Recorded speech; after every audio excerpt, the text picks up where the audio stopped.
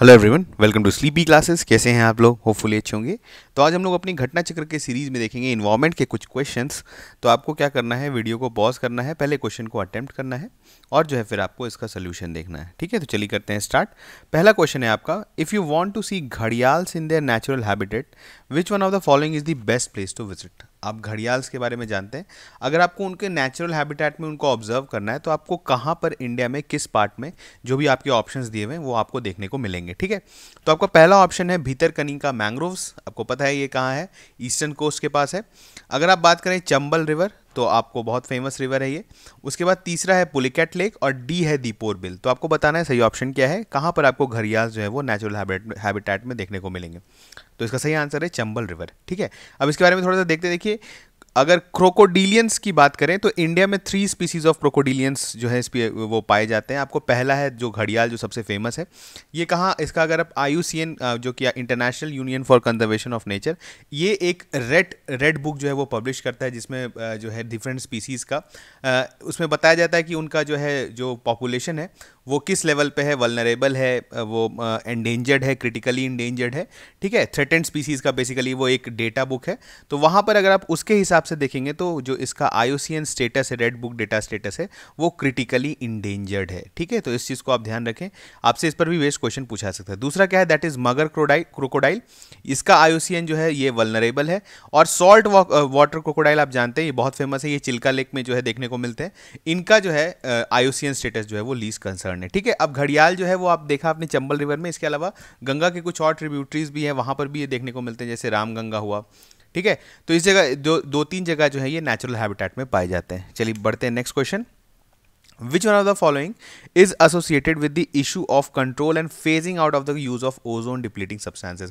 बहुत ही basic question है, लेकिन आपसे पूछा जा सकता है स्टेट PCS में इस पर बेस्ड क्वेश्चन। तो जल्दी से बताइए। पहला आपका ऑप्शन है ए ब्रेटन वुड कॉन्फ्रेंस, बी है मॉन्ट्रियल प्रोटोकॉल, सी है क्योटो प्रोटोकॉल और डी है नगोया प्रोटोकॉल। ठीक है, तो आपको बताना है कि कौन सा इसमें से जो ऑप्शंस दिए हुए जो एसोसिएटेड है issue of control and phasing out of use of ozone depleting substances. ठीक है, तो बताइए सही ऑप्शन क्या है। इसका सही ऑप्शन है मॉन्ट्रियल प्रोटोकॉल। बहुत ही फेमस प्रोटोकॉल है ये, आपको पता है। इसका ये बहुत ही सक्सेसफुल भी रहा है इन इम्प्लीमेंटेशन, क्योंकि एंटार्क्टिका के ऊपर जो ओजोन होल हो गया था वो जो है अब वो बंद हो रहा है वो। ठीक है, वो उसको देखा जा रहा है कि उसमें रिकवरी हो रहा है। और इस क्यों हुआ है, क्योंकि हमने जो क्लोरोफ्लोरोकार्बन है और जो अब जो हम लोग यूज़ कर रहे हैं जो HCFC है, उसको हम लोग धीरे धीरे फेज आउट कर रहे हैं।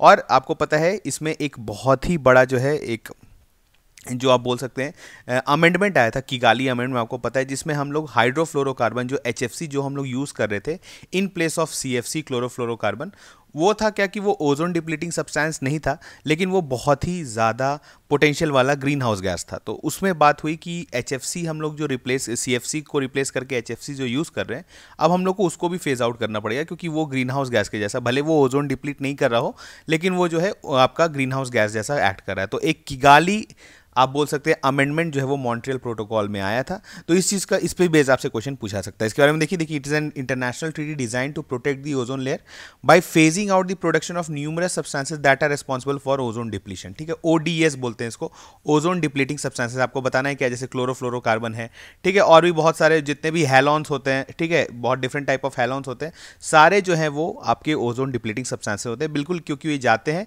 और ओजोन जो कि O3 होता है, आपको पता है, दैट इज O3 ओजोन का अगर आप केमिकल फॉर्मूला बोले तो ओजोन होता है। तो इसके साथ क्या होता है, ये फ्री रेडिकल रिएक्शन करने लगते हैं, जो आपके ये जितने भी हैलोजेंस है, हैलेंस है, तो ये क्या करते हैं, इनके साथ फ्री रेडिकल रिएक्शन करते हैं, जिसकी वजह से ये ओजोन ब्रेक डाउन कर जाता है ऑक्सीजन और O2 में। ठीक है, और फिर जो है ये ओजोन का काम नहीं कर पाता। और आपको पता है ओजोन का काम क्या है, ओजोन का काम है ये हमारे स्ट्रेटोस्फेयर के में प्रेजेंट रहता है, और ये बेसिकली जो अल्ट्रा वायलेट रेज होता है, जो UVA B C होता है, इससे हम लोग को बचाता है, डायरेक्टली हमारे तक पहुंचने नहीं देता है, इसको फिल्टर आउट कर देता है। ये बहुत ही इंपॉर्टेंट जो है हमारे एग्जिस्टेंस के लिए है। ठीक है, चलिए बढ़ते हैं next question. Gadgil committee report and Kasturi Rangan committee report sometimes seen in the news are related to. आपको बताना है गडगिल कमिटी रिपोर्ट और या कस्तूरी रंगन जो कमिटी है, उन्होंने जो रिपोर्ट दिया था, ये किस कंटेक्स्ट में उन्होंने ये रिपोर्ट जो है वो प्रेजेंट किया था। तो आपका पहला ऑप्शन है कॉन्स्टिट्यूशनल रिफॉर्म्स, बी है गंगा एक्शन प्लान, सी है लिंकिंग ऑफ रिवर्स और डी है प्रोटेक्शन ऑफ वेस्टर्न घाट्स। तो बताइए सही ऑप्शन क्या है इसका। सही ऑप्शन है प्रोटेक्शन ऑफ वेस्टर्न घाट्स। यहाँ पर देखिए गडगिल कमीशन जो है ये बेसिकली इसको अपॉइंट किया गया था, और गडगिल जो था वो कस्तूरी रंगन के पहले अपॉइंट किया गया था। ये था कि वेस्टर्न घाट जो है हमारा, आप जानते हैं, बहुत ही इकोलॉजिकली फ्रेजाइल एरिया है और बहुत ही इंडिया के लिए इम्पॉर्टेंट भी है, सेंसिटिव एरिया है, क्योंकि वहाँ पर इंडिया में बहुत सारे फ्लोरा फौना जो है वेस्टर्न घाट्स में पाए जाते हैं।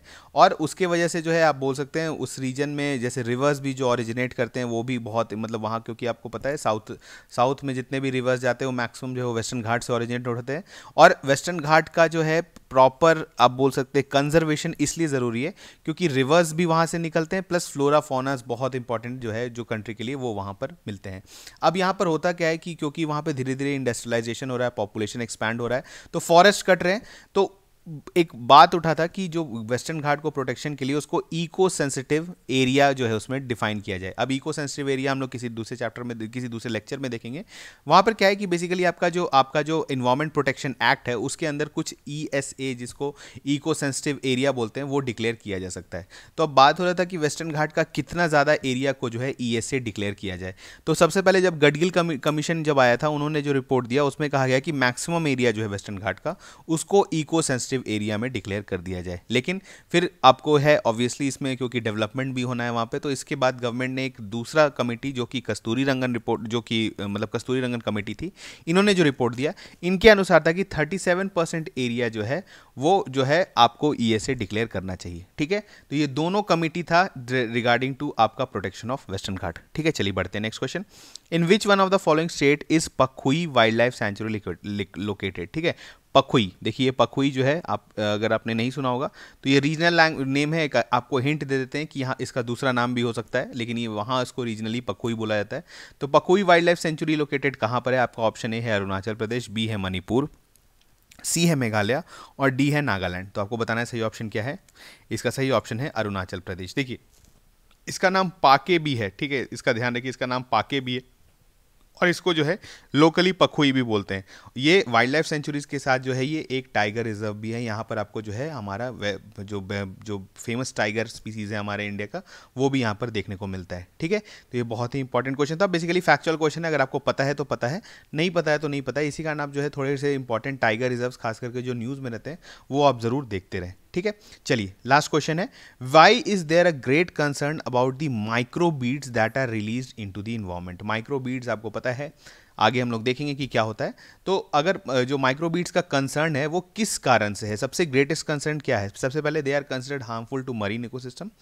दूसरा ऑप्शन है they are considered to cause skin cancer in children, they are small enough to absorb by crop plants in irrigated fields, और डी है they are often found to be used as food adulterants. तो आपको सही option बताना है इसका क्या है।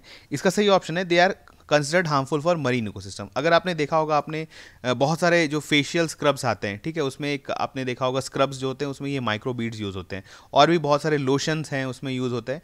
तो ये फाइनली क्या होता है कि ये जो वॉश डाउन हो जाता है वाटर से, फ्रेश वाटर से, और फिर जो है ये मरीन वाटर में पहुंच जाता है, ओशंस में। वहाँ पर जो है ये मरीन इकोसिस्टम जो फिश हैं वो इसको ईट कर लेती हैं। ठीक है, उसके बाद उनमें प्लास्टिक पॉल्यूशन हो जाता है। तो ये जो है, और आप पता है आपको बायो मैग्निफिकेशन भी हो सकता है इसकी वजह से। तो ये सारे चीज़ जो है मरीन इकोसिस्टम के लिए काफ़ी डेंजरस होता है। इसी कारण जो है इसको कंट्रोल करने की बात होती है। ठीक है, तो आज हमने देखा 5 क्वेश्चंस, ऐसे ही हम लोग 5 क्वेश्चंस जो है आगे कवर करते रहेंगे। तो मिलते हैं नेक्स्ट लेक्चर में, तब तक थैंक यू।